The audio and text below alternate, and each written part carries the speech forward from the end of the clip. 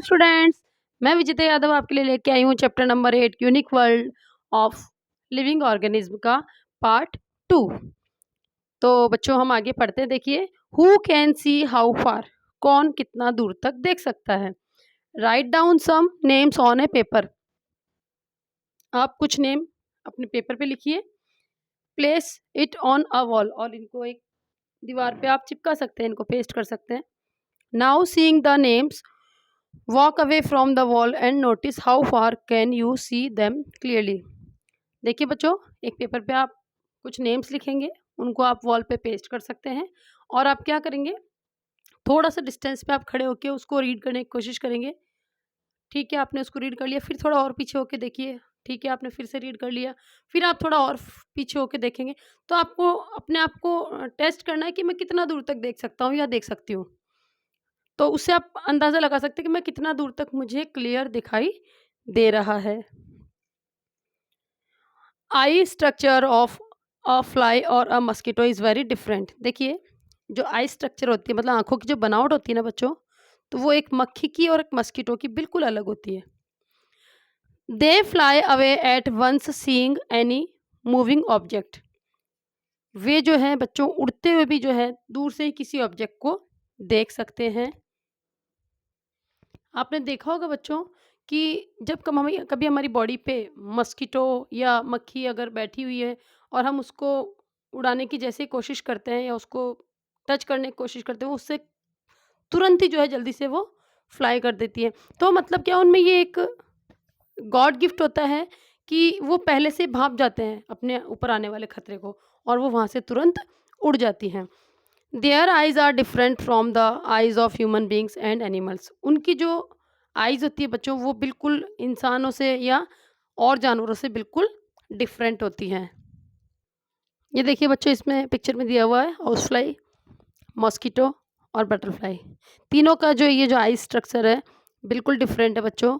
A loud wedding procession was passing near Mayank's house. देखिए, मयंक जो है उसके घर के पास में क्या था, एक कोई शादी का समारोह चल रहा था, और वहाँ पे बहुत ही तेज़ आवाज़ में जो है कुछ म्यूज़िक या बहुत तेज़ साउंड हो रहा था। Seeing this Mayank put this fingers into his years because it was very loud. अब ये सब जो है मयंक से बर्दाश्त नहीं हुआ, और उसने क्या किया, अपने ईयर्स को अपने फिंगर से बंद कर लिया। गुंजन आस्क्ड हिम, गुंजन ने उससे पूछा, what happened? Mayank said, Gunjan ने उससे पूछा कि क्या हुआ, तो मयंक ने क्या कहा, इट्स वेरी नॉइज़ी, ये बहुत ही शोरगुल भरा है। Muniya asked, what does it mean by noise? अब मुनिया ने पूछा कि ये शोर क्या होता है, नॉइज़ का क्या मतलब होता है? मयंक सेड, मयंक ने कहा, when we hear a sound louder than our hearing capacity it is called noise. देखिए कि ऐसा कोई भी साउंड या ऐसी कोई सी आवाज़ जो कि हमारे कानों को असहनीय होती है या हमको अच्छी नहीं लगती है, तो वो क्या कहलाता है, नॉइज़।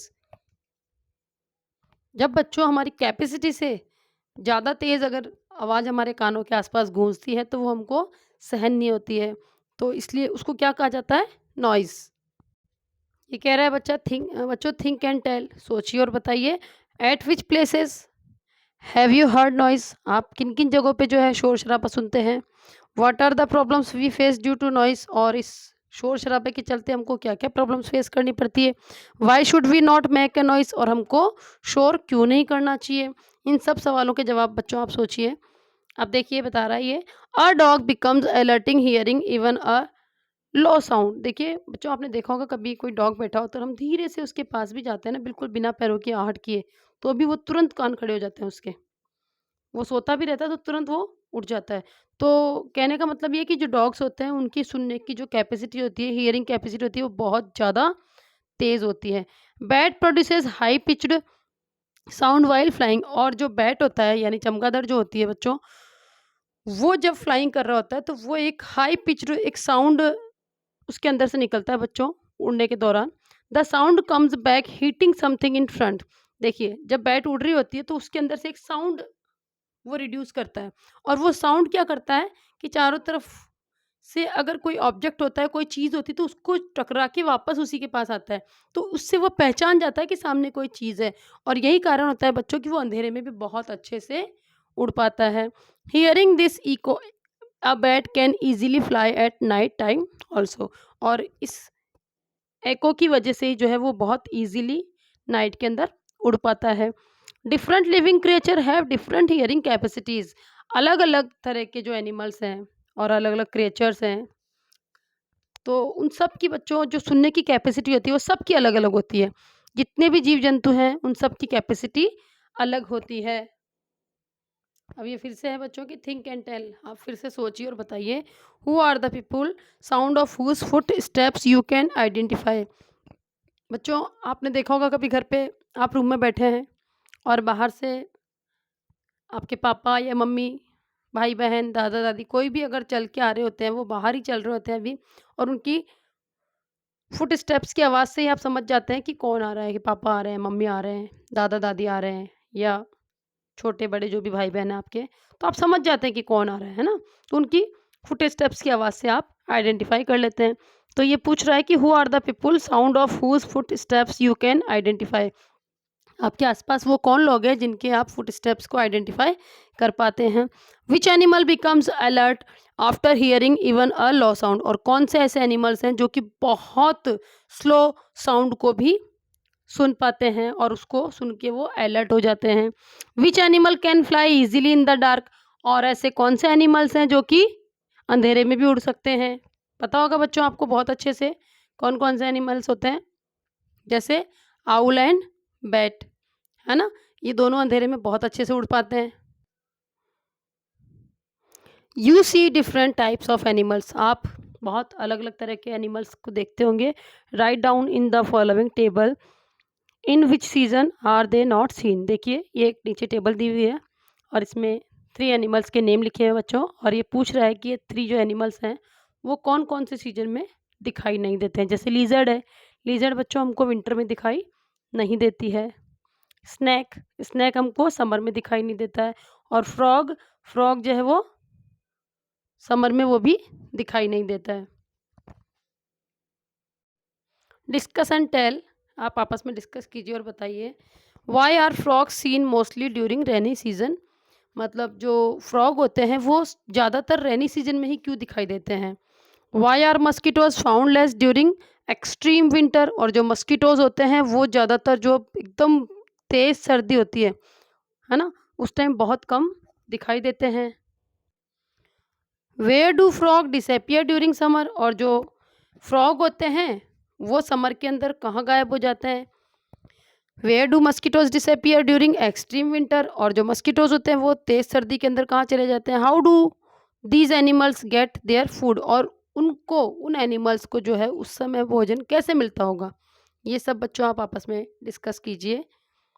डिम्पल, अब देखिए डिम्पल क्या कहते हैं, Chandar bro can I also live under water like a fish and fly like a bird.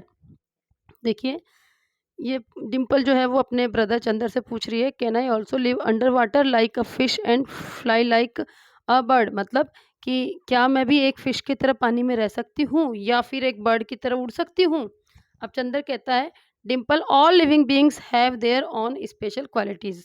अब देखिए चंदर क्या कह रहा है, कितने इन्होंने कितना अच्छा जवाब दिया है कि जितनी भी लिविंग बीइंग्स है बच्चों, उन सब में एक स्पेशल क्वालिटीज़ होती हैं।